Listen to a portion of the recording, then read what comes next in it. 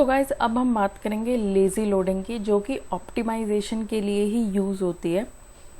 और lazy loading को code splitting भी कहा जाता है। और अगर आपको इंटरव्यू में भी ये पूछा जाए कि कोड स्प्लिटिंग क्या है या फिर लेज़ी लोडिंग क्या है, तो समझ लेना दोनों एक ही चीज़ें हैं, ठीक है। और कुछ लोग इसे थोड़ा घुमा फिरा के भी पूछते हैं, like how you can import your component dynamically, how you can reduce the bundle size. तो कुछ इस तरीके के क्वेश्चन भी पूछे जाते हैं। तो आपका आंसर यही होना चाहिए कि हाँ, लेज़ी लोडिंग से रिलेटेड ये इंटरव्यू क्वेश्चन है जो आपसे पूछे जा रहे हैं। तो अब हम थोड़ी सी थ्योरी करते हैं, फिर इसके एक प्रैक्टिकल एग्जांपल करते हैं लेज़ी लोडिंग के, और देखते हैं कि वो कैसे हमारे जो कंपोनेंट है, एप्लीकेशन है, उसकी परफॉर्मेंस को इम्प्रूव करती है, ठीक है। तो lazy loading and code splitting in a React are optimisations techniques. ये एक ऑप्टिमाइजेशन टेक्निक है। ऑप्टिमाइजेशन मैं आपको बता चुकी हूँ, परफॉर्मेंस, ठीक है, स्पीड परफॉर्मेंस दोनों ही। This can help reduce the initial load time of your application and improve user experience, specially for a large application with many component और हैवी एसेट्स।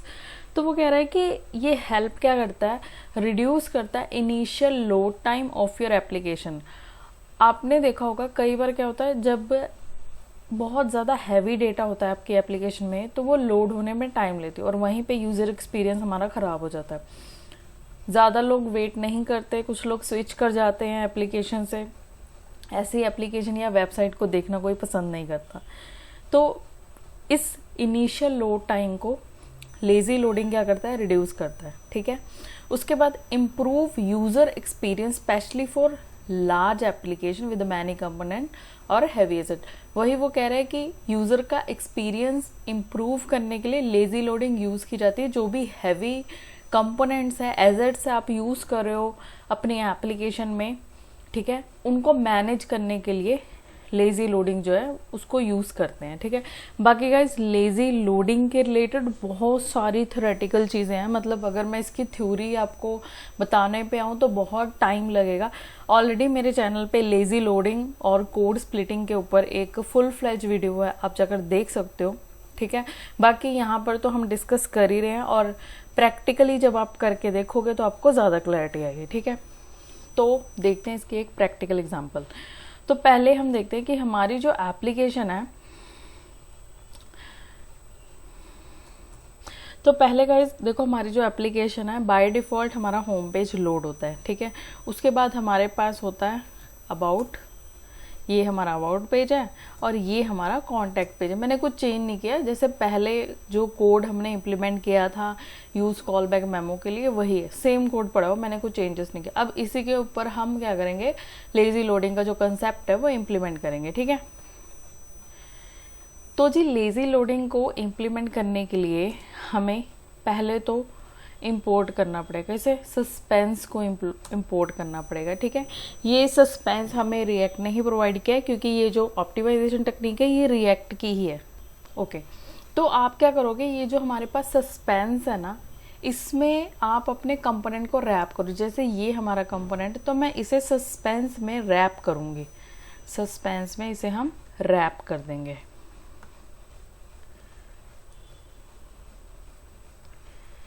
ठीक है। और यहाँ पर एक एट्रीब्यूट आएगा जिसको बोलते हैं फॉल बैक। फॉल बैक में गाइज, जैसे फॉर एग्जांपल आपका कंपोनेंट टाइम ले रहा है लोड होने में, उस टाइम पे आप कंपोनेंट में क्या दिखाना चाहते हो, कोई मैसेज दिखाना चाहते हो, कोई और कंपोनेंट भी आप यहाँ पे यूज़ कर सकते हो। जैसे फॉर एग्जांपल अभी मैं सिर्फ लोडिंग का एक मैसेज दिखाना चाहती हूँ, ठीक है, ओके। अब इसी तरीके से मैं अपने सारे कंपोनेंट को सस्पेंस के अंदर रैप कर दूंगी, ठीक है। तो मैं इसको कॉपी पेस्ट कर लेती हूँ और सारे कंपोनेंट को इसमें रैप कर देते हैं हम।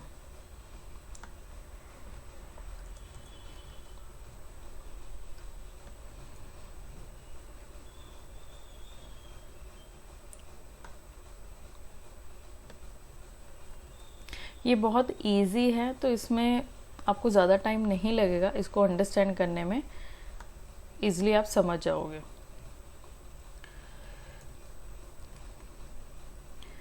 बाकी गाइज अभी तक आपको ये क्रैश कोर्स कैसा लगा, अगर अच्छा लगा प्लीज़ सब्सक्राइब करो, बहुत दिनों के बाद वीडियो आ रही है। ये क्रैश कोर्स बहुत टाइम कंज्यूमिंग रहा है मेरे लिए, और मैंने कोशिश की है कि रिएक्ट के ज़्यादा से ज़्यादा टॉपिक, इंटरव्यू क्वेश्चन मैं इसमें कवर करूँ। ठीक है, तो हमने अपने सभी कंपोनेंट को लेज़ी लोडिंग का जो सस्पेंस है हमारे पास, उसमें हमने रैप कर दिया।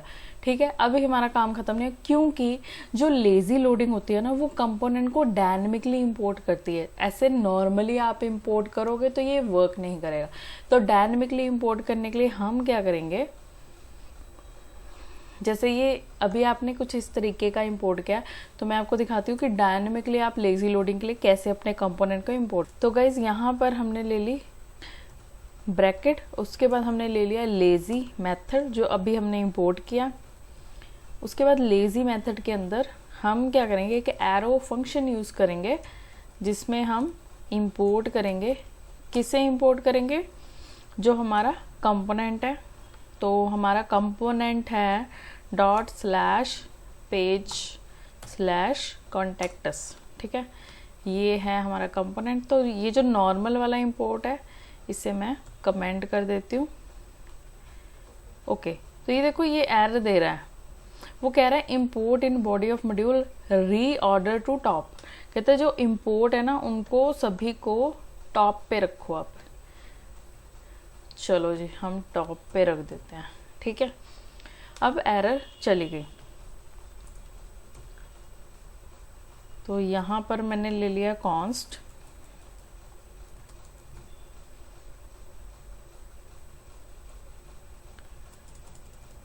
इक्वल लेज़ी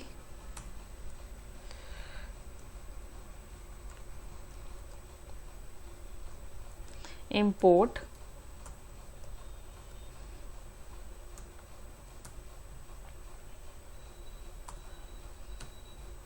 अबाउट, और यहाँ पे हम आ गए const home equal to lazy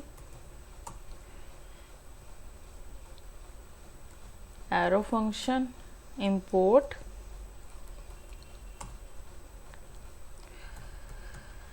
pages slash home.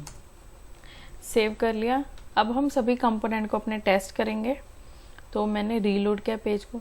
देखो पहले क्या हो रहा था, पहले डायरेक्टली हमारा कंपोनेंट लोड हो रहा था, अब वो डायनेमिकली लोड हो रहा है। ठीक है, तो पहले देखो थोड़ी देर के लिए आपको लोडिंग दिखेगा, ये वाला लोडिंग। ठीक है, ये वाला। उसके बाद आपका कंपोनेंट लोड होगा। और अब अभी हम होम पेज पे, अब हम अबाउट पे जाते हैं, वहां पे भी देखते हैं। तो देखो थोड़ी देर के लिए, बिल्कुल थोड़ी देर के लिए लोडिंग दिखता है, उसके बाद कंपोनेंट लोड हो जाता है। वैसे ही हम लोग कॉन्टैक्ट में जाते हैं, यहाँ पर भी देखो थोड़ी देर के लिए लोडिंग मैसेज दिखता है और फिर कंपोनेंट लोड हो जाता है। ठीक है, अब गाइज एक ये सिचुएशन होती है कि कई बार हमें पता होता है कि ये कंपोनेंट टाइम ले रहा है लोड होने के लिए। ठीक है, बट कई बार होता है हमें भी पता नहीं होता कि कौन सा कंपोनेंट कितना टाइम ले रहा है। तो हम क्या करेंगे, जितने भी हमारे कंपोनेंट है उन सभी को हम रैप कर देंगे लेज़ी लोडिंग के साथ। ठीक है, सस्पेंस में हम उसको रैप कर देंगे। रीजन क्योंकि आपको नहीं पता कौन सा कंपोनेंट कितना टाइम लेगा। अगर वो टाइम लेगा तो आपकी स्क्रीन ब्लैंक नहीं दिखेगी। उस टाइम के लिए आप स्क्रीन पे कोई भी मैसेज दिखा सकते हो, जैसे मैंने लोडिंग दिखाया, आप ये भी दिखा सकते हो कि like wait for this second और wait component is getting load, कुछ इस तरीके का आप मैसेज दिखा सकते हो। क्योंकि अगर आप ब्लैंक दिखाओगे ना तो यूजर को लगेगा कि भाई यहाँ पे कुछ होगा नहीं, एप्लीकेशन में ही प्रॉब्लम है, या फिर वेबसाइट ही लोड नहीं होगी, या फिर टाइम लग रहा है तो मतलब कि कुछ खराबी है, वेबसाइट बकवास है। ठीक है, तो इससे अच्छा यही है कि आप लेज़ी लोडिंग को ज़रूर यूज़ करो अगर आपका कंपोनेंट कोई टाइम ले रहा है। ये तो एक छोटी सी एप्लीकेशन है तो आपको इतना डिफरेंस नहीं दिख रहा होगा, बट अगर ये बहुत बड़े स्केल की एप्लीकेशन होती है, आपका कोई कंपोनेंट होता है जो कि लोडिंग टाइम में ना बड़ा टाइम ले रहा है, मतलब बस लोड हो रहा है और स्क्रीन पे टाइम लग रहा है उसको लोड होने में, तो उस कंपोनेंट की वजह से जो दूसरे कंपोनेंट है ना वो भी इफेक्ट होंगे। तो रादर देन दैट आप लेज़ी लोडिंग को ज़रूर यूज़ करो। ईजी है यूज़ करना, कुछ ऐसा बहुत मुश्किल नहीं है इसको समझना और यूज़ करना। ठीक है, अभी देखो जैसे मैंने राउट्स में यूज़ किया, तो आप चाहो तो आप नॉर्मल कंपोनेंट में भी यूज़ कर सकते हो। जैसे ये देखो कॉन्टैक्ट में हमने चाइल्ड टू डू को यूज़ किया ना, आप यहाँ पे भी सस्पेंस को कॉल कर सकते हो, यहाँ पे भी आप उसको यूज़ कर सकते हो। तो ऐसा नहीं है कि आपको राउट्स में यूज़ करना, जहाँ मर्जी यूज़ करो, ये डिपेंड करता है रिक्वायरमेंट के ऊपर। तो इसके साथ गाइस हमारा जो लेज़ी लोडिंग का कंसेप्ट है, मुझे लगता है कि हमने बहुत अच्छे से कवर किया। अब हम मिलते हैं नेक्स्ट हुक के साथ। नेक्स्ट जो हमारा हुक है उसके बारे में अब हम डिस्कस करते हैं। तो गाइज आज हम एक और हुक की बात करेंगे जिसका नाम है यूज़ रिड्यूसर। तो यूज़ रिड्यूसर के बारे में पहले हम थोड़ा जान लेते हैं कि ये करता क्या है। use state is a simpler and more suitable for managing simple state variable, while the use reducer is a better suited for a complex state logic। जो use state हमने यूज़ किया है स्टेट को मैनेज करने के लिए, वो simple state के लिए, बट कई बार ये होता है कि स्टेट कुछ कॉम्प्लेक्स तरीके की स्टेट को अगर आपको मैनेज करना हो तो आप यूज़ रिड्यूसर को यूज़ कर सकते हो। यूज़ रिड्यूसर जो कि हुक है रिएक्ट का, बहुत रेयरली ये यूज़ होता है, बट हाँ आपको पता होना चाहिए। तो हम इसके एक एग्जांपल देखते हैं कि यूज़ रिड्यूसर यूज़ करना कहाँ पे है, आपको कैसे पता लगेगा। तो यहाँ पर हम सबसे पहले यूज़ रिड्यूसर को इंपोर्ट कर लेते हैं, यूज़ रिड्यूसर, ठीक है।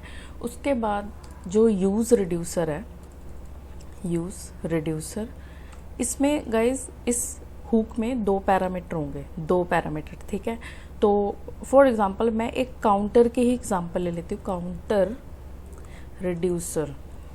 तो जो फर्स्ट पैरामीटर होगा वो होगा फंक्शन, और जो सेकंड पैरामीटर होगा वो होगी स्टेट, ठीक है। और सेकंड पैरामीटर हमारी है स्टेट, तो मैंने ले लिया काउंट, ठीक है। और यहाँ पर हमने ले लिया कॉन्स्ट, तो यहाँ पर पहले आ गई स्टेट हमारी, स्टेट, और सेकंड पैरामीटर आ गया डिस्पैच। डिस्पैच क्यों? क्योंकि हमें एक्शन को डिस्पैच करना है इसलिए, ठीक है।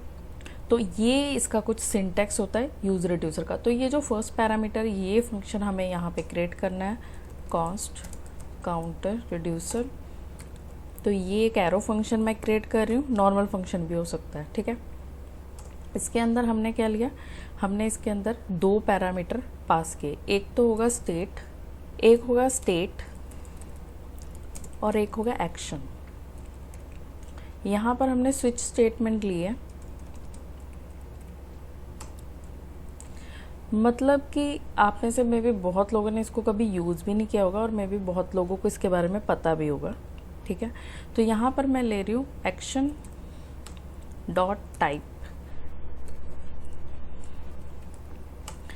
और स्विच है तो आपको पता होगा इसमें होते हैं केसेस। तो फॉर एग्जांपल जो फर्स्ट एक्शन है वो है इंक्रीमेंट का,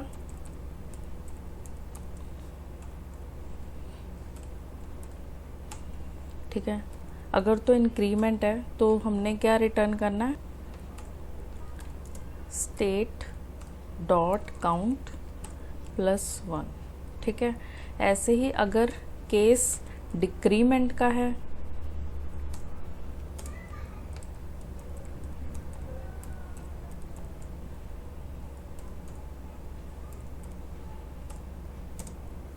काउंट स्टेट डॉट काउंट -1, ठीक है। और जो लास्ट होगा वो होगा डिफ़ॉल्ट, और डिफ़ॉल्ट में रिटर्न कर दो स्टेट, ठीक है। ओके, तो ये हमारा जो फंक्शन था वो हमने क्रिएट कर लिया, जो कि यहाँ से कॉल होगा। अब ये जो हमने एक्शन बनाए, इनको हमें डिस्पैच भी करना होगा एक्शंस को। तो यहाँ पर मैंने लिया एक बटन, तो ये होगा इंक्रीमेंट, ठीक है। और यहाँ से डिस्पैच कैसे होगा, on click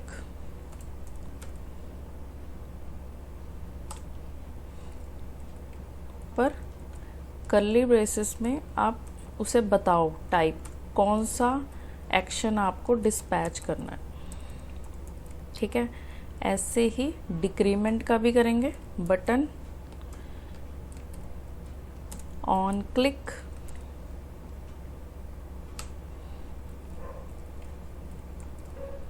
dispatch type, decrement,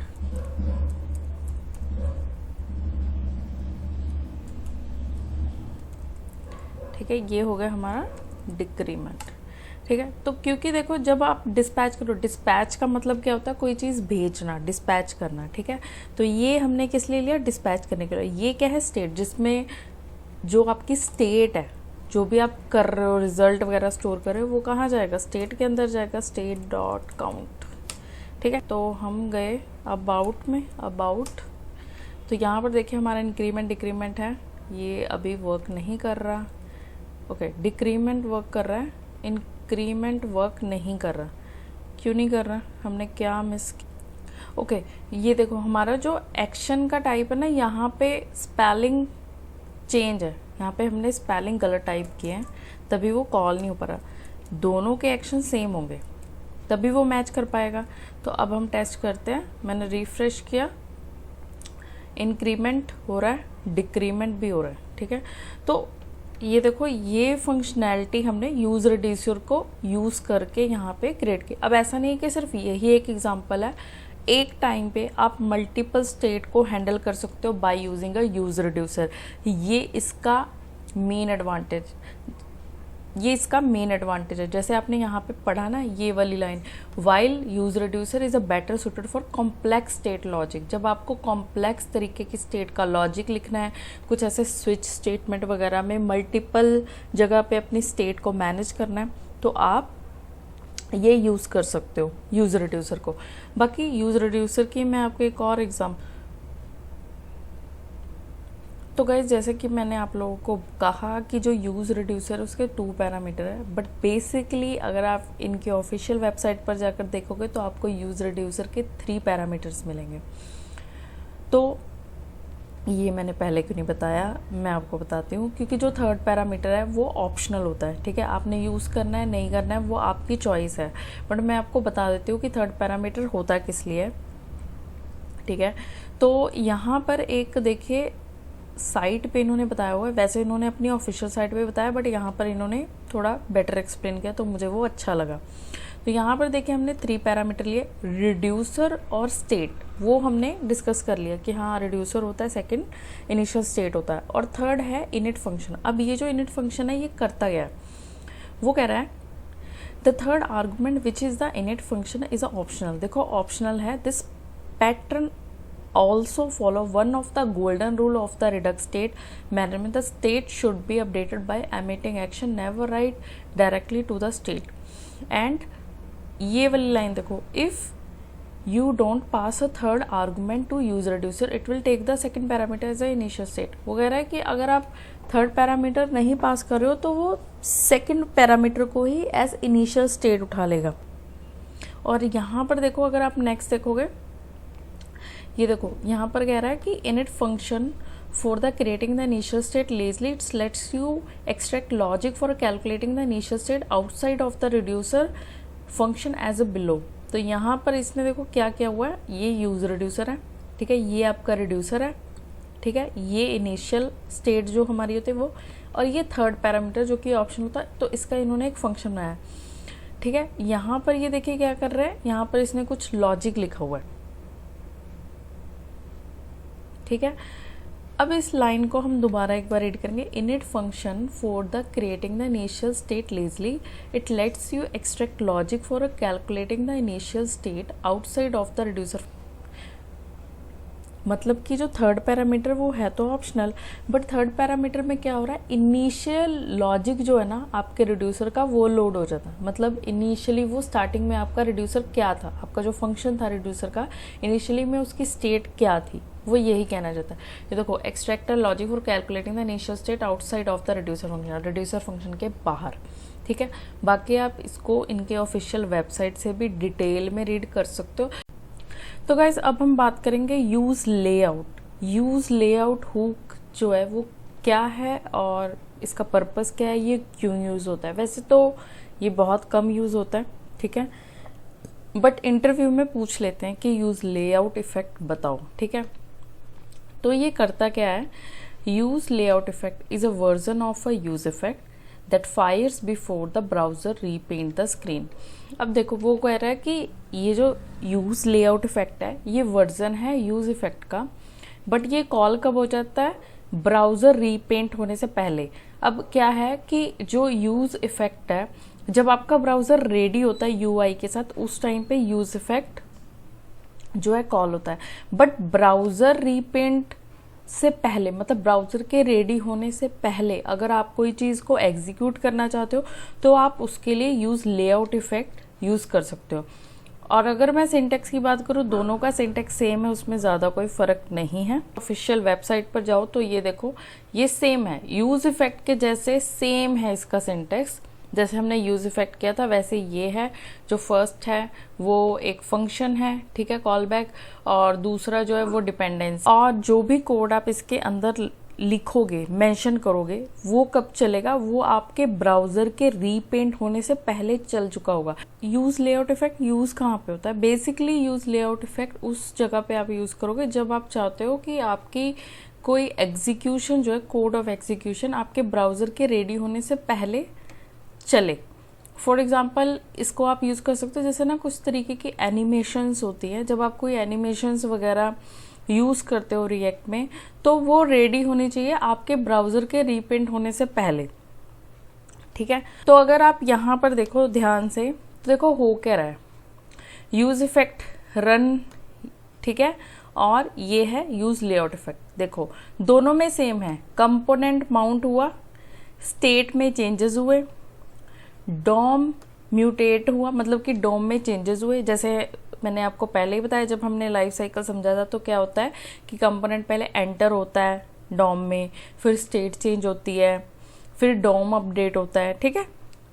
उसके बाद changes painted on the screen. In case of use effect, changes जो है स्क्रीन पे इफेक्ट होते हैं और यूज इफेक्ट रन जो है ये वर्क करता है।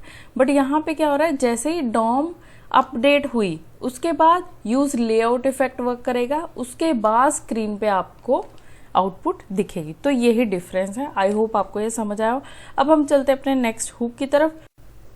तो गाइज अब हम बात करेंगे कॉन्टेक्स्ट एपीआई की, ठीक है, जो कि रिएक्ट का ही हुक है। अब ये हुक कैसे है वो आपको बाद में पता लगेगा, बट फिलहाल हम कॉन्टेक्स्ट एपीआई के बारे में जानते हैं। कॉन्टेक्स्ट एपीआई यूज करते क्यों है, इसकी रिक्वायरमेंट कहाँ पे होती है, ठीक है।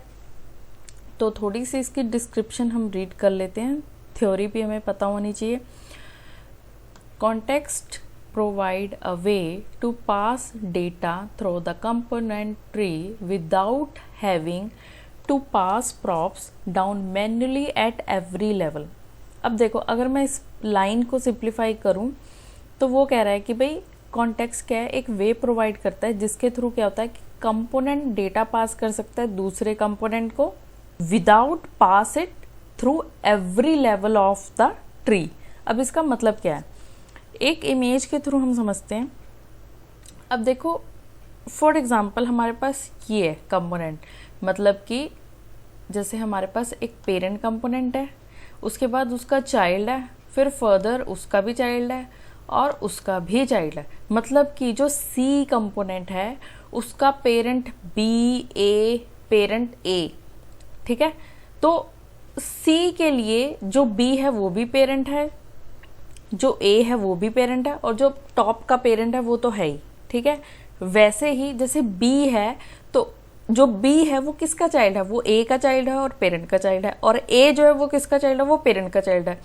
तो फॉर एग्जांपल जो टॉप का हमारा कंपोनेंट है, जो पेरेंट कंपोनेंट है, अगर इसको अपना डेटा डायरेक्ट सी कंपोनेंट को भेजना है या बी को भेजना है तो वो डायरेक्ट नहीं भेज सकता क्योंकि उसके पास कोई वे नहीं है, ठीक है। जैसे कि फॉर एग्जांपल अगर पेरेंट को अपना डेटा सी को भेजना है, ये नहीं भेज सकता, इसके पास वे नहीं है। इसे क्या करना होगा, पेरेंट को पहले तो ए कंपोनेंट को भेजना होगा, फिर ए कंपोनेंट बी को भेजेगा, फिर बी सी को भेजेगा, ठीक है। ऐसे ही दूसरे केसेस में अगर ए को अपना डेटा सी को भेजना है, मतलब कि यहां से यहां अपना डेटा भेजना है, तो ए डायरेक्टली नहीं भेज सकता, ए पहले बी को भेजेगा और बी फिर सी को भेजेगा, ठीक है। इसको बोलते हैं प्रॉप्स ड्रिलिंग। तो ये एक तरीके की एरर होती है, मतलब इशू होता है। इसको हैंडल करने के लिए कॉन्टेक्स्ट एपीआई फ्रेम में आता है, ठीक है। तो पहले हम इस प्रॉब्लम का प्रैक्टिकल एग्जांपल समझते हैं कि ये क्रिएट कैसे होती है प्रॉप्स ड्रिलिंग। क्योंकि अभी तो देखो ये छोटा सा प्रोजेक्ट है, मैंने एक छोटे से एग्जाम्पल के थ्रू समझाया 3-4 कंपोनेंट। अगर आपका प्रोजेक्ट बहुत बड़ा है, बहुत सारे कंपोनेंट होंगे, तो ये जो हायरार्की है ये बहुत बड़ी हो जाएगी।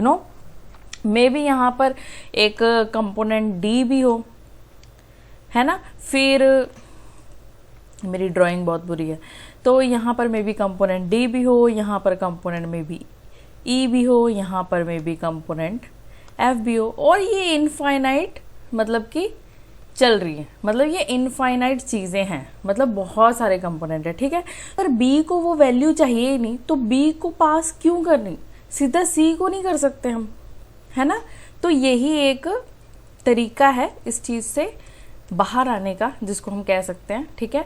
क्योंकि देखो अगर सी को कोई डेटा चाहिए, है ना, सी को कोई डेटा चाहिए, किससे चाहिए, अपने पेरेंट कंपोनेंट से चाहिए, but direct parent component C को नहीं दे सकता। तो पेरेंट क्या कर रहा है, ए को भेज रहा है, फिर जी बी को भेज रहा है, फिर जाके कहीं बी जो है वो सी को भेज रहा है। बट इस केस में जो ए है और जो बी है, इनको डेटा नहीं चाहिए, नहीं चाहिए, इन दोनों को डेटा नहीं चाहिए, अननेसेसरी वो डेटा पास हो रहा है। क्योंकि डेटा पास होगा तो एग्जीक्यूशन होगी और आपकी एप्लीकेशन स्लो होगी, ठीक है। तो इस इशू को कहते हैं प्रॉप्स ड्रिलिंग। इस इशू को हम क्रिएट करते हैं, फिर हम समझते हैं जी कॉन्टेक्स्ट एपीआई इसमें क्या रोल प्ले कर रही है, ठीक है, और उसकी हेल्प से इस प्रॉब्लम का सोल्यूशन जो है वो कैसे निकलेगा, ठीक है। तो गाइज अब हम देखते हैं प्रॉप्स ड्रिलिंग इशू जो है उसको क्रिएट कैसे करना है।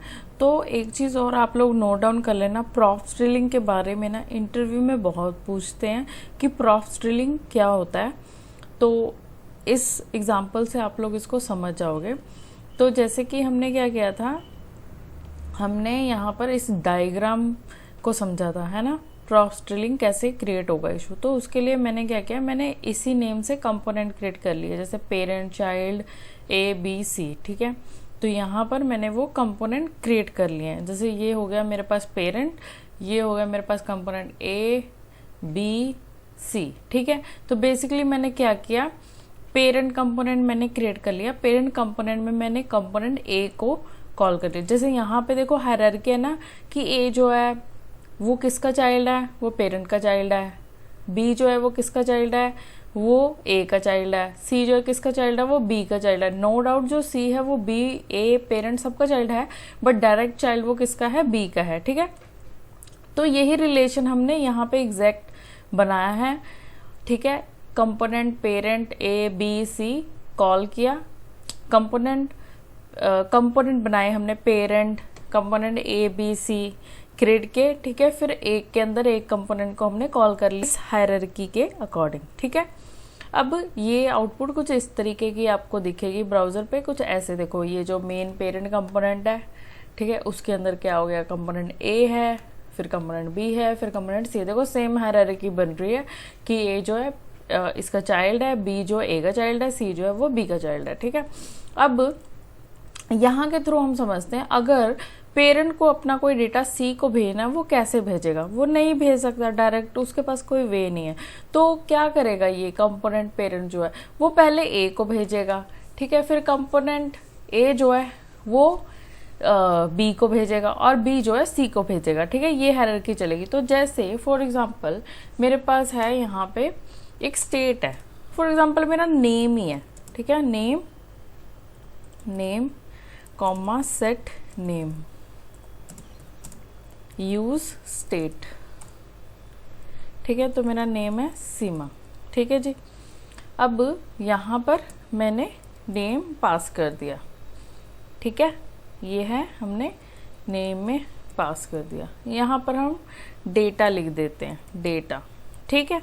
अब जो ये हमने ए को पास किया है ना, तो इस प्रॉप्स को हम ए में ही गेट कर सकते हैं।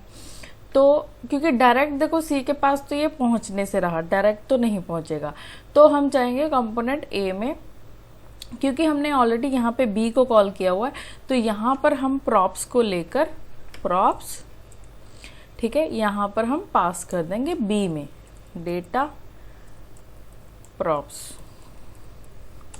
ठीक है। अब अभी भी वो सी के पास नहीं पहुंचा है, अब हम बी में जाएंगे क्योंकि बी को हमने प्रॉप्स पास कर दिया। अब हम बी में जाएंगे, तो बी में गए, बी में हमारे पास सी है, यहां पर जाकर सी को डेटा प्रॉप्स के थ्रू मिलेगा। यहां आएगा डेटा प्रॉप्स, ठीक है, यहां पर सी को डेटा मिलेगा।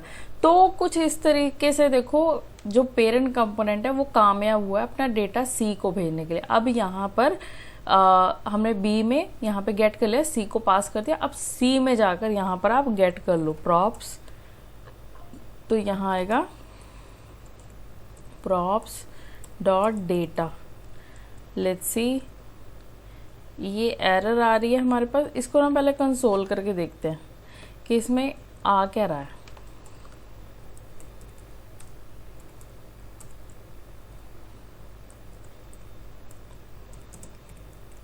देखो इस इतनी बड़ी हायरार्की हमने बनाई है तो उसकी वजह से एरर भी आ रही है, वो देख लेते हैं क्या एरर है। Object are not valid as a React child if you mean to render a collection of a children, use an array instead.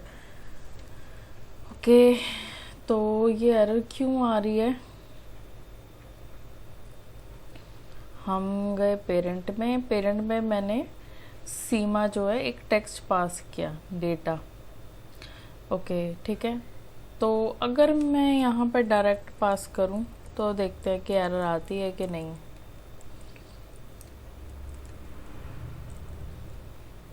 उसके बाद यहाँ पे हमने प्रॉप्स पास किया, प्रॉप्स डॉट डेटा कर देते हैं, ठीक है। उसके बाद बी में गए, बी में भी डॉट डेटा पास कर देते हैं और सी में भी हमने गेट किया है। तो देखते हैं, देखो एरर भी हट गई। लेट्स सी, यहाँ पे कंसोल में गए, देखते हैं प्रॉप्स में, ये देखो हमारे पास सी में पूरा प्रॉपर डेटा आ रहा है ना। तो यहाँ पर देखो ये जो सी में है हमारे पास डेटा हमने कंसोल किया है और वो यहाँ पे डिस्प्ले भी हो रहा है हमारे पास, है ना। ये देखो सीमा जो मैंने पास किया, अगर मैं ऑब्जेक्ट पास करती हूँ वहाँ पे ऑब्जेक्ट की फॉर्म में तो क्या प्रॉब्लम आ रहा है वो देखना है। नहीं, कोई एरर नहीं आ रहा है। पहले क्या हो रहा था, हम सिर्फ प्रॉप्स को ही डायरेक्ट पास करी जा रहे थे, प्रॉप्स, फिर मैंने लिखा प्रॉप्स और डेटा, क्योंकि ना यहाँ पर देखो ये चीज़ जो है एट्रीब्यूट जो आप भेज रहे हो उसका नेम है डेटा, ठीक है, प्रॉप्स डॉट डेटा। अगर आपको ज़्यादा कन्फ्यूज़न है, आप पता क्या करो, हर कंपोनेंट में जाकर प्रॉप्स को ना कंसोल करा लेना। जैसे मैं आपको यहाँ पे एक बार दिखा देती हूँ, प्रॉप्स ये कंपोनेंट ए में है, ठीक है। तो यहाँ पर हम देख लेते हैं, रिफ्रेश, और देखो यहाँ पर देखो ऐसे कुछ शो हो रहा है प्रॉप्स डॉट डेटा। तो प्रॉप्स डॉट डेटा हमने जब डायरेक्ट पास किया तो उसने एरर रिमूव कर दी, ठीक है। तो आई होप आपको ये चीज़, अब ये देखो कि एक पेरेंट कंपोनेंट को जब अपने चाइल्ड कंपोनेंट को डेटा भेजना था, जो उसका डायरेक्ट चाइल्ड नहीं था, उसको कितने कंपोनेंट से होकर गुजरना पड़ा, जबकि और कंपोनेंट में उसकी रिक्वायरमेंट भी नहीं थी। तो ये होता है गाइस प्रॉप्स ड्रिलिंग का इशू। इसको रिसॉल्व करने के लिए हमारे पास कॉन्टेक्स्ट एपीआई होती है, वैसे रिडक्स भी होती है, बट यहाँ पर हम सिर्फ रिएक्ट की बात कर रहे हैं। तो कॉन्टेक्स्ट एपीआई की अब हम एग्जाम्पल देखते हैं कि कॉन्टेक्स्ट एपीआई को यूज़ कैसे करना है, ठीक। तो गाइस सबसे पहले हम लोग अपने कॉन्टेक्स्ट को क्रिएट करते हैं। तो कॉन्टेक्स्ट को क्रिएट करने के लिए हमारे पास रिएक्ट ने हमें मेथड प्रोवाइड किया हुआ है क्रिएट कॉन्टेक्स्ट नाम का, ठीक है। और जहाँ पे भी आप यूज़ करोगे कॉन्टेक्स्ट को, वहाँ पे आप यूज़ करोगे यूज़ कॉन्टेक्स्ट, ठीक है। तो क्रिएट कॉन्टेक्स्ट का मतलब क्या है? क्रिएट कॉन्टेक्स्ट का मतलब यही है कि आप अपना डेटा कहीं एक जगह पे क्रिएट करोगे, एक स्टोर बनाओगे अपने डेटा का, ठीक है। उसको अपने मेन कंपोनेंट में पास करोगे और वहाँ से वो सभी कंपोनेंट में एक्सेसिबल होगा, ठीक है। और जहाँ पे भी आपको वो डेटा एक्सेस करना है अपने स्टोर का, वहाँ पे आप यूज़ कॉन्टेक्स्ट को यूज़ करोगे। तो अभी हम क्रिएट कॉन्टेक्स्ट यहाँ पे क्रिएट कर रहे हैं, मतलब अपना स्टोर यहाँ पे क्रिएट करें। आप ऐसे समझ सकते हो या इमेजिन कर सकते हो, ठीक है। तो यहाँ पर हमने क्या किया, यहाँ पर मैंने ले लिया कॉन्स्ट, यहाँ पर मैंने लिया यूज़र कॉन्टेक्स्ट, नेम आप जो मर्जी दो, इक्वल टू क्रिएट कॉन्टेक्स्ट, ठीक है। अब हम अपने मेन कंपोनेंट को रैप करेंगे यूज़र कॉन्टेक्स्ट में। तो यहाँ आ जाएगा हमारे पास यूज़र कॉन्टेक्स्ट डॉट प्रोवाइडर, ठीक है।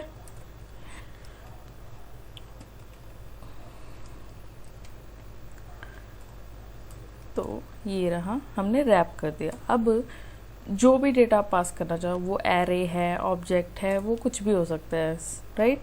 तो यहाँ पर फॉर एग्जांपल मैंने एक एरे लिया, set array equal to use state, ठीक है। अब फॉर एग्जांपल एरे में आपके पास लिस्ट है, देखो डेटा कुछ भी हो सकता है, कुछ भी मतलब आप इवन एपीआई का डेटा तक भी पास कर सकते हो, ठीक है। एपीआई का डेटा एज अ स्टोर, जैसे हम स्टोर करते हैं, जैसे कहते हैं ना एक कलेक्शन होती है डेटा की, जहाँ पे सारा डेटा इकट्ठा करना होता है। तो आपका डेटा कुछ भी हो सकता है, कुछ भी मतलब कुछ भी, ठीक है। एरे, ऑब्जेक्ट्स, टेक्स्ट, कुछ भी, ठीक है। तो यहाँ पे मैंने एक फॉर एग्जांपल ऐसे एक डमी एरे ले लिया, कमल, ठीक है। तो ये हमने पास कर दिया, ये हमने क्या कर दिया, हमने पास कर दिया।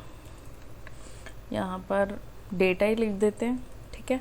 तो ये हमने क्या किया, मेन जो हमारा प्रोवाइडर है उसमें हमने पास कर दिया, ठीक है। अब इसको एक्सेस कैसे करना है, अब जैसे कि हमने मेन कंपोनेंट को रैप किया हुआ है ना, पेरेंट को रैप किया है। अब ऐसा नहीं है कि ये पेरेंट में ही एक्सेसिबल होगा, ये हर जगह डेटा एक्सेसिबल, मतलब ये जो एरे आपने लिया वो हर जगह आप गेट कर सकते हो। जैसे हम यहाँ पे गेट करते हैं, तो मैंने आपको बोला था कि जब आपको कॉन्टेक्स्ट को यूज़ करना है तो आप यूज़ कॉन्टेक्स्ट को यहाँ पे कॉल करोगे, ठीक है। इसीलिए इसको हुक कहते हैं, यूज़ कॉन्टेक्स्ट। और आपने एक चीज़ और नोटिस की होगी, जितने भी हमने हुक यूज़ किए हैं वो कैमल केस में है, मतलब उनके आगे जो ये यूज़ वर्ड है वो लगा हुआ है, जैसे use state, use effect, use reducer, use context, है ना, ये यूज़ वर्ड लगा हुआ है। और यूज़ वर्ड के बाद जो भी हमारे पास वर्ड शुरू होगा वो कैपिटल लेटर से शुरू हो रहा है, ठीक है। तो ये कह लो कि एक सिंटैक्स है हुक्स का, ठीक है। तो अब हमें यहाँ पे इसको कॉल करना है, मतलब हमें वो डेटा जो हमने यहाँ पे कॉन्टेक्स्ट में पास किया उसको मैं चाहती हूँ मैं कंपोनेंट सी में गेट करूँ डायरेक्ट। तो यहाँ पर हम क्या लेंगे, कॉन्स्ट रिजल्ट, रिजल्ट लिख दो, डेटा लिख दो, ठीक है। आपकी मर्जी, वेरिएबल लेना देखो आपकी मर्जी है, आपको जो नाम से लेने।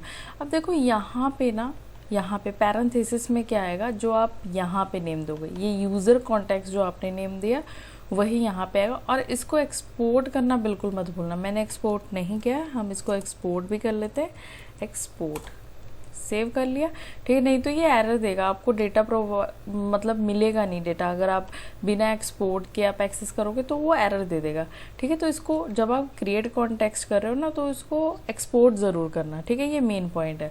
तो यहाँ पर आके, तो यहाँ पर हमने एक्सपोर्ट क्या किया, यूज़र कॉन्टेक्स्ट, तो यहाँ पर भी यूज़र कॉन्टेक्स्ट को ही आप गेट कर लो, यूज़र कॉन्टेक्स्ट, ठीक है। ये हाँ, ये हमने कॉल कर लिया, ठीक है, यूज़र कॉन्टेक्स्ट को, यहाँ पर हमने पैरेंथेसिस में पास कर दिया, तभी हमने एक्सपोर्ट किया, इसलिए ये इंपोर्ट हुआ है यहाँ पे, ठीक है।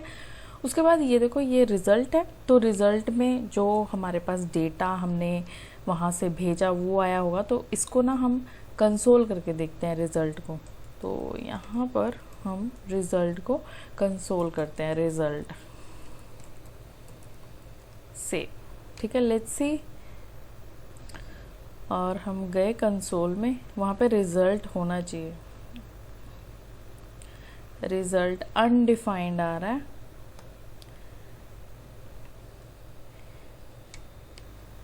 ओके। वो कह रहा है value props is required for the context, okay. वो कह रहा है कि यहाँ पे जो आपने डेटा लिखा है ना, यहाँ पर आएगा वैल्यू, ओके।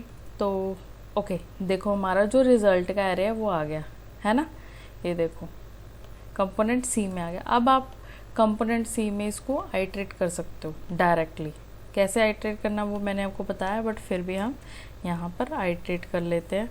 हमारे पास है जी result dot map item return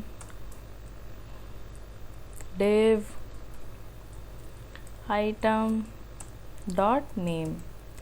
ठीक है, तो यहाँ पर देखो पूरी लिस्ट जो हमने नेम की भेजी थी वो आप देख सकते हो, सीमा कमल, है ना। अब देखो ये मतलब एक तरीके का कह लो जादू टाइप कह लो कि यहाँ पर आपने डेटा पास किया, आप सीधा सी में एक्सेस कर पा रहे हो। आपको ऐसा नहीं करना पड़ा कि पहले ए को भेजा फिर बी को भेजा फिर, इसी तरीके से जैसे आपने सी में एक्सेस किया ना यूज़ कॉन्टेक्स्ट को, आप वैसे ही ए में करो एक्सेस, बी में करो, जितने कंपोनेंट इसके अंडर आते हैं पेरेंट के, क्योंकि ये मेन कंपोनेंट है। ठीक है, एक चीज़ याद रखना, जो आपका मेन कंपोनेंट होगा आप कोशिश करो कि आप उसी में अपना कॉन्टेक्स्ट क्रिएट करो। तो इसी के साथ हमारा जो यूज़ कॉन्टेक्स्ट है वो यहाँ पे समाप्त हो रहा है। ठीक है, अब हम देखते हैं हमारे नेक्स्ट हुक को। हमारा नेक्स्ट हुक क्या होगा उसके बारे में रीड करते हैं। तो गाइज आज हम बात करेंगे फॉरवर्ड रेफरेंस की। फॉरवर्ड रेफरेंस क्या होता है, पहले हम इसकी थोड़ी सी डिस्क्रिप्शन रीड कर लेते हैं। Forward reference is a higher order function that allow you to pass a reference from a parent component to a child component. ये एक हायर ऑर्डर का फंक्शन होता है। ये अलाउ करता है कि आप अपने रेफरेंस को parent to child component pass कर सको। Forward reference enables parent component to interact with the child component DOM element directly. मतलब कि फॉरवर्ड रेफरेंस के थ्रू क्या होता है कि पेरेंट कंपोनेंट चाइल्ड कंपोनेंट के डॉम एलिमेंट के साथ डायरेक्टली डील कर सकता है। अब आपको याद होगा जब हमने यूज रेफ की बात की थी तब भी डॉम एलिमेंट की ही बात हो रही थी कि डॉम एलिमेंट को डायरेक्टली मैनिपुलेट करने के लिए हम यूज रेफ हुक को यूज करते थे। अब फॉरवर्ड रेफरेंस में क्या होता है कि वही जो रेफरेंस आपने यूज रेफ के थ्रू आप अपने करंट कंपोनेंट में यूज करोगे, उसी रेफरेंस को आप पेरेंट टू चाइल्ड कैसे पास करोगे, ये उस चीज में आपकी हेल्प करेगा। मैं फिर से एक बार आपको रिपीट कर रही हूँ कि फॉर एग्जाम्पल अभी तक हमने देखा पेरेंट टू चाइल्ड आप प्रॉप्स को पास करते हो। ठीक है, मतलब प्रॉप्स के थ्रू आप अपना डेटा पास करते हो। बट पेरेंट टू चाइल्ड अगर आपको रेफरेंस पास करना हो तो आप कैसे करोगे, यहाँ पे रोल आता है फॉरवर्ड रेफरेंस का। ठीक है, तो हम क्या करते हैं, मैं यहाँ पे सोर्स के अंदर एक फोल्डर क्रिएट कर लेती हूँ रेफरेंस नाम का। ठीक है, और उसमें मैंने एक फाइल बना ली parent.js और एक और फाइल बना ली child.js। ठीक है, अब पेरेंट टू चाइल्ड हमने रेफरेंस पास करना, तो यहाँ पर मैंने एक कंपोनेंट क्रिएट कर लिया। ठीक है, जिसका नाम मैंने पेरेंट रखा है और P कैपिटल होगा। ठीक है, सेव। अब उसी तरीके से मैंने चाइल्ड कंपोनेंट भी क्रिएट कर लिया।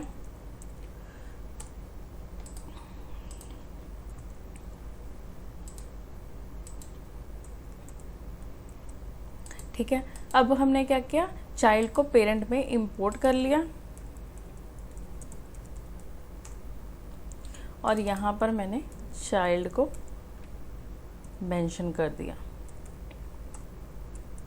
ठीक है, ओके अभी तक देखो हमने फॉरवर्ड रेफरेंस की यहाँ पर कोई बात नहीं की, सिंपली चल रहा है, कुछ भी नहीं है, पेरेंट है चाइल्ड है। ठीक है, मतलब ये कंपोनेंट हमारा पेरेंट है और इसके अंदर हमारा चाइल्ड कंपोनेंट है। ठीक है, अब सबसे पहले क्योंकि आपको रेफरेंस पास करना है फ्रॉम पेरेंट टू चाइल्ड, तो सबसे पहले आपको रेफरेंस क्रिएट करना पड़ेगा। तो यहाँ पर मैं एक रेफरेंस क्रिएट कर लेती हूँ, बट उससे पहले जो चाइल्ड कंपोनेंट है उसमें हम एक इनपुट बॉक्स ले लेते हैं। ठीक है,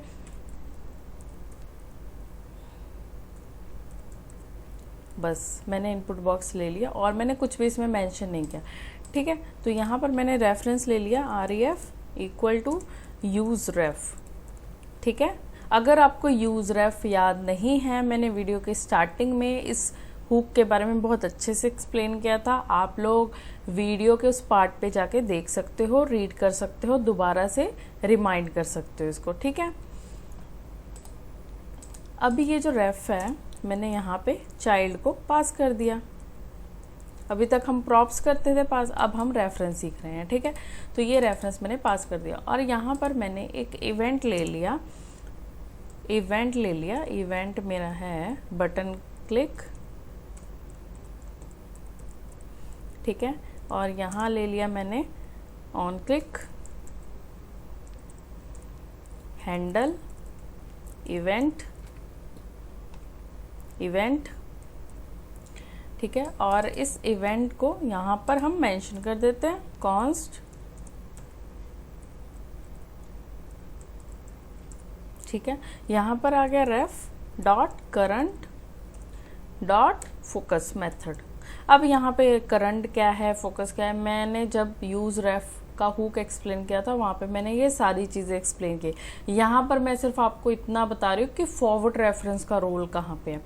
फॉरवर्ड रेफरेंस आपको नेम से ही पता लग रहा होगा कि रेफरेंस को फॉरवर्ड करना मतलब आगे भेजना, ठीक है। ओके, तो ठीक है, अब ये जो रेफरेंस आपने यहाँ पे पास किया है चाइल्ड कंपोनेंट को, तो यहाँ पर आप इसको गेट कर लोगे, तो यहाँ पर आ जाएगा रेफरेंस इक्वल टू रेफरेंस, ठीक है। अब ये जो गाइस मेरा पेरेंट कंपोनेंट है, मैं इसे app.js में जाकर कॉल कर लूँगी। इससे मैं रिमूव कर देती हूँ, इम्पोर्ट पेरेंट, ठीक है, और यहाँ पे भी आ गया हमारे पास पेरेंट।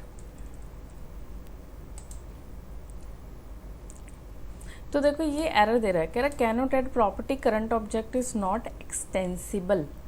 तो यहाँ पर मैं क्या कर रही हूँ, यहाँ पर मैंने फॉरवर्ड रेफरेंस जो मेथड है वो मैंने इंपोर्ट कर लिया और अपने चाइल्ड कंपोनेंट को फॉरवर्ड रेफरेंस में रैप कर दिया। वैसे गाइज ये बहुत कम यूज़ होता है बट आपको पता होना चाहिए, इंटरव्यू में पूछ लेते हैं फॉरवर्ड रेफरेंस के बारे में, यूज रेफ के बारे में पूछते हैं, फॉरवर्ड रेफरेंस के बारे में पूछते हैं, या कई बार इनडायरेक्टली ये भी पूछ लेते हैं। आप लोग प्लीज़ इसको नोट डाउन भी करो, कई बार वो इनडायरेक्टली ये भी पूछ लेते हैं कि फ्रॉम पेरेंट टू चाइल्ड अगर आपको रेफरेंस पास करना हो तो आप कैसे करोगे, या ये भी पूछ लेते हैं अगर डॉम एलिमेंट को मैनिपुलेट करना है डायरेक्टली तो आप कैसे करोगे, ठीक है, विदाउट यूजिंग एनी स्टेट। तो मतलब इस तरीके के घुमा फिरा के क्वेश्चन आते हैं, तो आपको पता होना चाहिए आपको आंसर। गाइस अब हम इसकी आउटपुट चेक करते हैं, तो अब हम इसकी आउटपुट चेक करते हैं। जो हमने फंक्शनैलिटी लिखी है उसके अकॉर्डिंग जब हम सबमिट बटन पे क्लिक करेंगे तो ये जो फोकस है करंट डॉट फोकस फंक्शन ये कॉल होगा, और जो हमारा चाइल्ड एलिमेंट है जिसके अंदर इनपुट है वहाँ पे फोकस जो होता है वो होगा, है ना। मतलब हमारा कर्सर ब्लिंक करने लगेगा और जो इनपुट बॉक्स है वो उस पर फोकस का इफेक्ट आपको दिखाई देगा।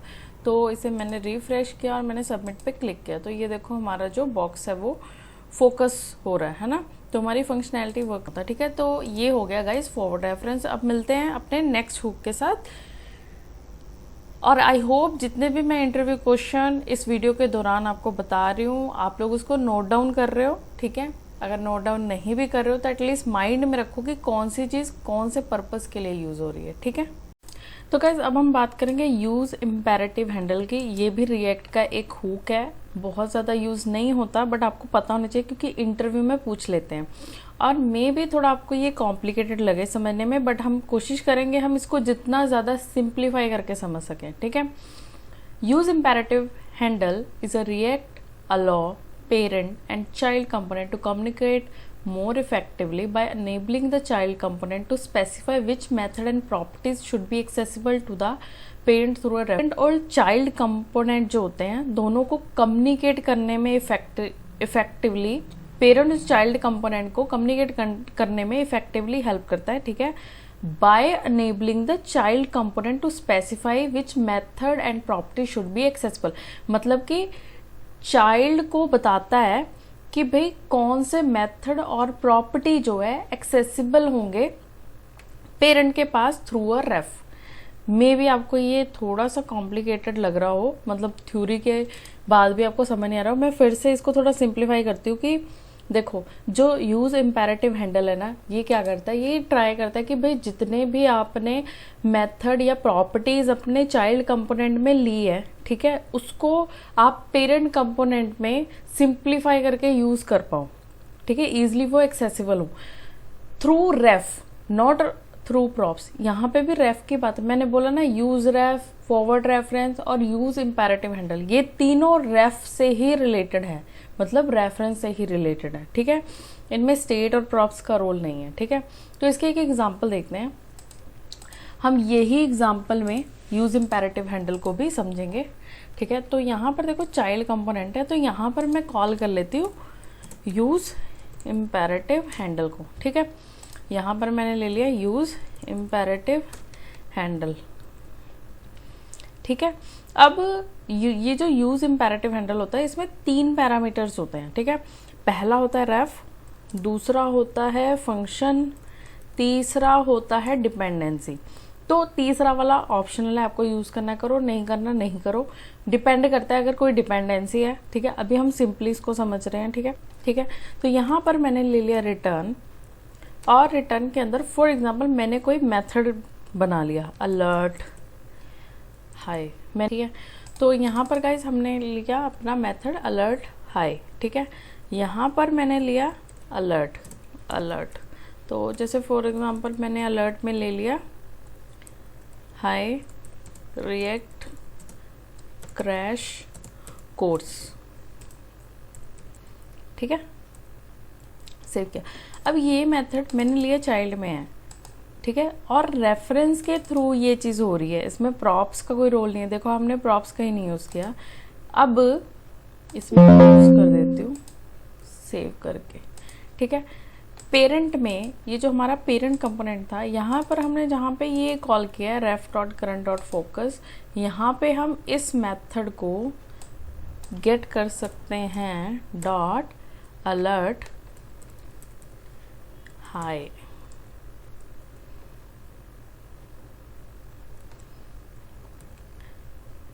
रिफ्रेश। ये देखो क्या हुआ, जो आपने चाइल्ड में मेथड क्रिएट किया था रेफरेंस के थ्रू, वो कहाँ पे हम एक्सेस कर सकते हैं, पेरेंट में हम एक्सेस कर पा रहे हैं, और पेरेंट में हम उसको कॉल भी कर पा रहे हैं। ये हो गया चाइल्ड टू पेरेंट। जैसे अगर यहाँ पे देखो हमने डेफिनेशन में अभी क्या रीड किया, allow parent and child component to communicate more effectively, ठीक है। पेरेंट टू चाइल्ड अपने एक दूसरे के साथ कम्युनिकेट कर सकते हैं more effectively by enabling the child component to specify which method and property should be accessible to the parent. Children क्या कर रहा है यहाँ पे, चाइल्ड कंपोनेंट क्या कर रहा है, वो स्पेसिफाई कर रहा है कि कौन सी प्रॉपर्टीज और कौन से मेथड पेरेंट एक्सेस कर सकता है। तो चिल्ड्रन ने कौन सा मेथड यहाँ पे लिया, अलर्ट हाई, ठीक है, और रेफरेंस के थ्रू यहाँ पर हम उस अलर्ट हाई को गेट कर सकते हैं। अब जरूरी नहीं यहाँ पे एक ही मेथड ले सको, अब और भी ले सकते हैं, फोकस नाम का फोकस। तो मतलब देखो एक तरीके से ना इसमें देखो हो क्या रहा है, चाइल्ड से पेरेंट तक प्रॉपर्टीज और मेथड पास हो रहे हैं, उल्टा कह लो। पहले हम क्या करते थे, हमने प्रॉप्स पास हमने रेफरेंस पास किया parent to child by using a forward reference. अब चाइल्ड टू पेरेंट रेफरेंस के थ्रू अगर आपको कोई प्रॉपर्टी और मेथड सेंड करना है तो क्या आ रहा है, यूज इम्पेरेटिव हैंडल आ रहा है, ठीक है, उसको हम यूज कर रहे हैं, है ना। आप इस तरीके से इसको समझ सकते हो। अब चाइल्ड की बात हो रही है ना, चाइल्ड टू पेरेंट जाना, तो यहाँ पर फॉर एग्जांपल मैंने एक रेफरेंस ले लिया।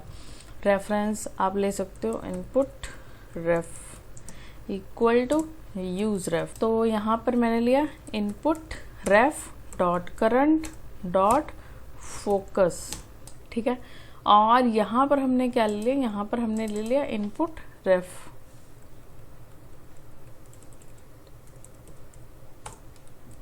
ठीक है। अब हम यहाँ पर गए तो यहाँ पर वो जो मेथड हमने क्रिएट किया था वो एक्सेस हम कर सकते हैं। पहले हमने अलर्ट हाई किया, अब आप फोकस को भी कर सकते हो, करंट डॉट फोकस। मतलब हो क्या रहा है कि आप कस्टम मेथड बना के भी वहाँ पर from child to parent reference के थ्रू आप रेफर कर सकते हो, है ना, भेज सकते हो, और पेरेंट टू चाइल्ड तो आप भेज ही सकते हो, ठीक है। इसी तरीके से आप जितने मर्जी मेथड यहाँ पे क्रिएट कर सकते हो, मल्टीपल मेथड भी आप बना सकते हो, वो भी आप चाइल्ड टू पेरेंट पास कर सकते हो रेफरेंस के थ्रू। और अगर गाइज आपको और मेथड इसमें ऐड करने हैं तो आपको क्या करना है, बस कॉमा लगाना है और नेक्स्ट मेथड जो भी आप क्रिएट करोगे, जैसे फॉर एग्जांपल ABC, मेथड का नेम देखो कुछ भी हो सकता है, यहाँ पे आप क्रिएट करो, यहाँ पे आप क्रिएट करो अपने मेथड को, उसके अंदर जो भी आपने टेक्स्ट लिखना है आप लिखो, फंक्शनैलिटी लिखनी है लिखो, और जो थर्ड पैरामीटर है वो जैसे कि मैंने आपको बताया ऑप्शनल है, वो एक डिपेंडेंसी है, ठीक है। तो अगर आप यहाँ पे कोई डिपेंडेंसी दे देते हो, फॉर एग्जांपल आपके पास कोई स्टेट अगर वो ट्रू या फॉल्स होती है, तब आप इस मेथड को कॉल करना चाहते हो या फिर इसके अंदर लिखे हुए कंटेंट को एग्जीक्यूट करना चाहते हो, तो यहाँ पे आप डिपेंडेंसी दे सकते हो। फॉर एग्जाम्पल यहाँ पे मैंने कोई स्टेट ली है, जैसे कि ये जैसे यहाँ पे स्टेट ले ली मैंने, ठीक है, set state, use state false, ठीक है। और मैंने यहाँ पर लिख दिया कि भाई जब ये मेरी स्टेट जो है, ये स्टेट जो है, जब मेरी ये ट्रू होगी तभी सिर्फ ये वाला जो मेथड है एग्जीक्यूट होगा, ठीक है। तो आप कुछ इस तरीके से क्या कर सकते हो, इसकी डिपेंडेंसी को भी मेंशन कर सकते हो। तो गाइज इस वीडियो में इतना ही, मिलते हैं नेक्स्ट हुक के साथ। तो गाइज अब हम बात करते हैं कस्टम हुक की। कस्टम हुक क्या होता है, और ये इंटरव्यू में ना ज़रूर पूछते हैं, और ये वैसे भी आपकी कोडिंग में बहुत यूज़ होने वाला है। तो पहले देखते हैं कस्टम हुक होता क्या है। A custom hook is a React is a JavaScript function that like React built in hook. मतलब कि जैसे रिएक्ट ने बाकी बिल्ट इन हुक को प्रोवाइड किया है, वैसे ही कस्टम हुक है। Start with the word use and can call other hooks. They allow you to reuse a logic that involves React hooks, promoting cleaner and more maintainable code. तो इसका मतलब ये है कि React ने हमें इनबिल्ट हुक तो प्रोवाइड किए हैं, बट साथ में React ये भी बोल रहा है कि भाई आप अपना कस्टम हुक भी बना सकते हो। क्यों बना सकते हो? अगर आपको लग रहा है कि आपके एप्लीकेशन में कोई कोड, कोई मेथड, कोई फंक्शनैलिटी आप बार बार हर जगह पे यूज कर रहे हो, किसी चीज की रीयूजेबिलिटी हो रही है, तो रादर देन वो सेम कोड हर कंपोनेंट में जाकर लिखने की बजाय आप क्या कर सकते हो, एक कस्टम हुक बना सकते हो उस कोड का, और जहां आपको जरूरत पड़ेगी उस हुक को कॉल कर लो, ठीक है। इसने देखो टाइम भी सेव किया, एप्लीकेशन की परफॉर्मेंस भी आपकी इंप्रूव कर ली, ठीक है, और कोड भी आपका वेल मेंटेन्ड हो गया, ठीक है। तो अब देखते हैं कस्टम हुक बनाते कैसे हैं। तो नॉर्मली हुक आपने देखा होगा हमेशा यूज वर्ड से शुरू हुए, जैसे use ref, use effect, use state, use memo, use callback, ये सभी यूज वर्ड से शुरू हुए। तो कस्टम हुक भी यूज वर्ड से ही क्रिएट करेंगे हम, ठीक है। तो यहाँ पर मैं एक फोल्डर बनाती हूँ सोर्स के अंदर, जिसका नेम हम रख लेते हैं न्यू कस्टम हुक, ठीक है, क्योंकि मेरे पास ऑलरेडी कस्टम हुक का फोल्डर है। तो हम नया फोल्डर बना रहे हैं न्यू कस्टम हुक। इसके अंदर मैं एक फाइल क्रिएट कर लेती हूँ कस्टम हुक .js, ठीक है। तो मोस्टली हर एक एप्लीकेशन में, फॉर एग्जांपल, तो मोस्टली गाइस हर एक एप्लीकेशन में ये फंक्शनैलिटी तो होती है कि एपीआई इंप्लीमेंट करनी है। तो उस एपीआई इंप्लीमेंट करने के कोड को रादर देन कि आप सभी कंपोनेंट में जाकर लिखो, आप उसका एक हुक बना सकते हो। जैसे कि यहाँ पर मैंने एक मेथड लिया जिसका नेम मैंने लिया कॉल एपीआई हुक। अब ध्यान से देखो, क्योंकि आपने हुक बनाना है तो आप यूज वर्ड यूज करोगे, और यूज वर्ड के बाद जो नेक्स्ट वर्ड स्टार्ट होगा वो कैपिटल से होगा, ठीक है। तो आपके हुक का नेम कुछ इस तरीके से ही होना चाहिए। यूज वर्ड के बाद जो भी नेक्स्ट वर्ड आप यूज करोगे उसका फर्स्ट लेटर कैपिटल होना चाहिए, और हुक का नाम कुछ ऐसा रखना कि आपको भी पता लगे कि उसका पर्पस क्या है, ठीक है। ठीक है जी। अब यहाँ पर हम क्या करेंगे, हम तो गाइज यहाँ पर हम क्या करेंगे, हम यहाँ पर यूज इफेक्ट लेंगे। इफेक्ट हुक जो है हमारे पास, देखो हम कस्टम हुक जो बना रहे हैं उसके अंदर हम रिएक्ट के इनबिल्ट हुक्स को भी यूज कर सकते हैं, ठीक है। तो ऐसा कोई रिस्ट्रिक्शंस नहीं है।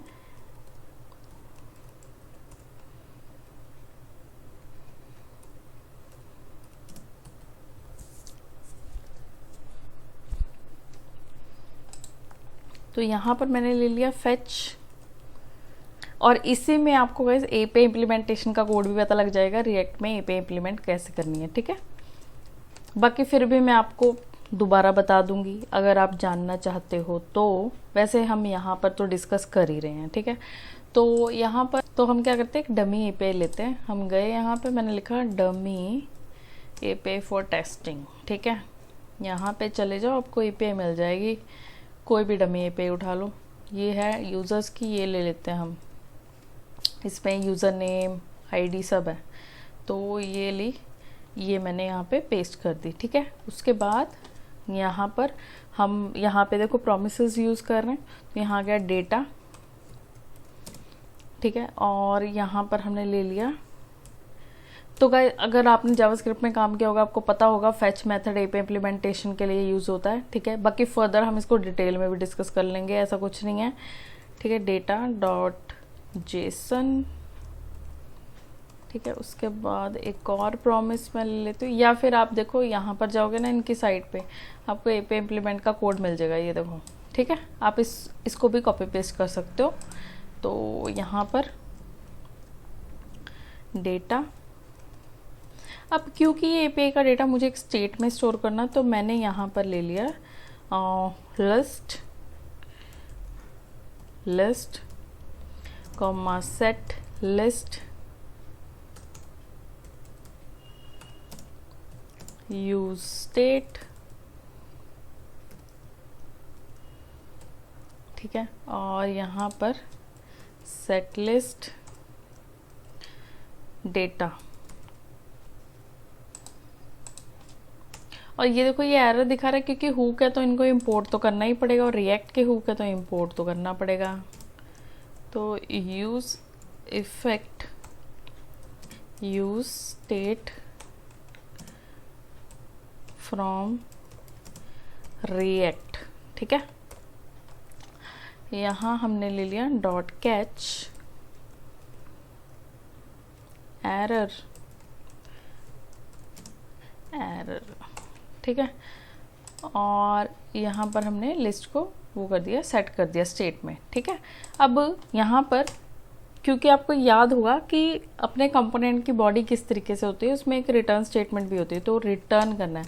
बट यहाँ पे मैं रिटर्न क्या कर रही हूँ, मैं रिटर्न कर रही हूँ डेटा, जो भी एपीआई की कॉल करके मुझे मिला है, तो यहाँ पर आएगा डेटा, ठीक है। डेटा नहीं सॉरी लिस्ट, क्योंकि हमने लिस्ट ली है ना स्टेट, ये वाली लिस्ट। अब यहीं पे हमने इसी के अंदर देखो हमने अपना डेटा भी सेट किया है यहाँ पे, तो लिस्ट मैंने यहाँ पे रिटर्न कर export default use call API hook, ठीक है। अब मुझे इसको यूज करना है कहीं पे, तो हम इसको कॉल कर लेते हैं इस हुक। तो गाइज हम लोग इस हुक को कॉन्टेक्ट पेज में कॉल कर लेते हैं, है ना। तो यहाँ पर मैंने पहले तो इंपोर्ट करना है इस हुक को,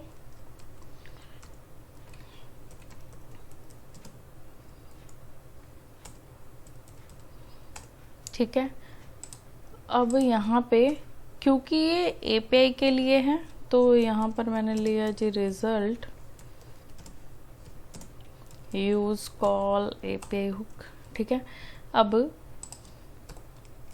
जब भी ये कंपोनेंट जो है लोड होगा तो एपीआई हुक कॉल होगा, यहाँ पर वो जाएगा, कोड को एग्जीक्यूट करेगा, डेटा यहाँ से रिटर्न करेगा, डेटा जो भी आएगा वो रिजल्ट में गेट होगा, और यहाँ पर हम उसको आइट्रेट करवा लेंगे रिजल्ट डॉट मैप, क्योंकि एरे ही रिटर्न करेगा। ये देखो जो एपीआई है ना, जो हमने यूज़ की थी एपीआई, वो एरे ही दे रही है हमें, है ना।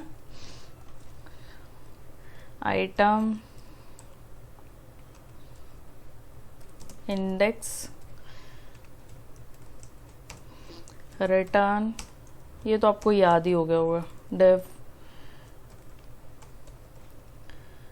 आइटम डॉट नेम, ठीक है। अब इसे पहले हम एग्जीक्यूट करते, फिर हम नेक्स्ट चीज़ जो है मैं आपसे डिस्कस करती हूँ, ठीक है। पहले हम कॉन्टैक्ट को यहाँ कॉल करते हैं, इंपोर्ट कॉन्टैक्ट, यहाँ पर पेरेंट की बजाय मैंने कर दिया कॉन्टैक्ट,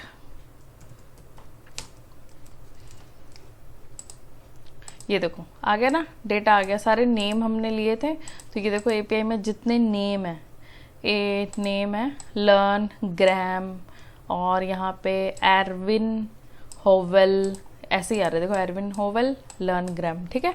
तो ये नेम आ गए। अब यहाँ पर एक सोचने वाली बात ये है कि कस्टम हुक तो बना लिया, बट एपीआई तो एक ही तरीके कॉल हो रही है, तो हम क्या करेंगे, एपीआई का जो यूआरएल है वो आप अपने करंट कंपोनेंट से पास करो।